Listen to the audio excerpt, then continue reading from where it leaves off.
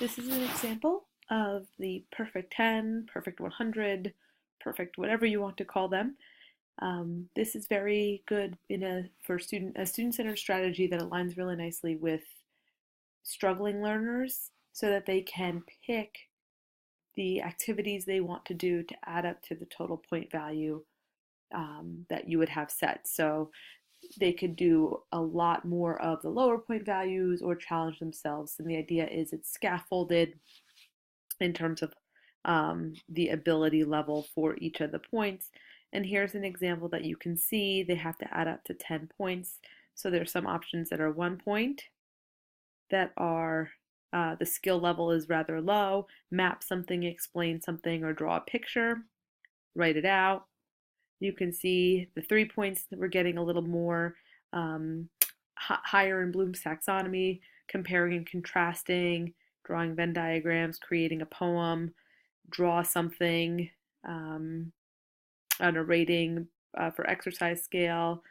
And then the higher points are a little more challenging. The one thing I want to point out is the importance of the skill. So the idea of a perfect 10 is about students demonstrating a skill.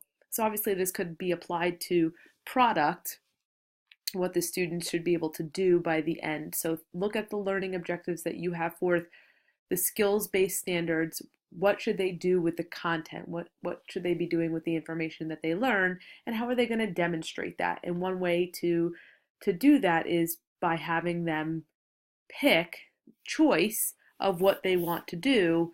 In a perfect world, I'd love it that the students could create their own, and this would almost be blank, and then they could pick their own and put it in there. But unfortunately, I don't think students are experienced enough to determine how they should demonstrate a level of understanding. How can they demonstrate a skill?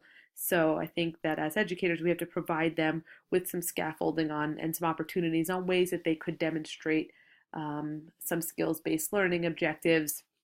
It doesn't have to be through solving a large problem, but I mean, it can be used if you had an enduring understanding. However, most likely it'll be used for your skills-based learning objectives.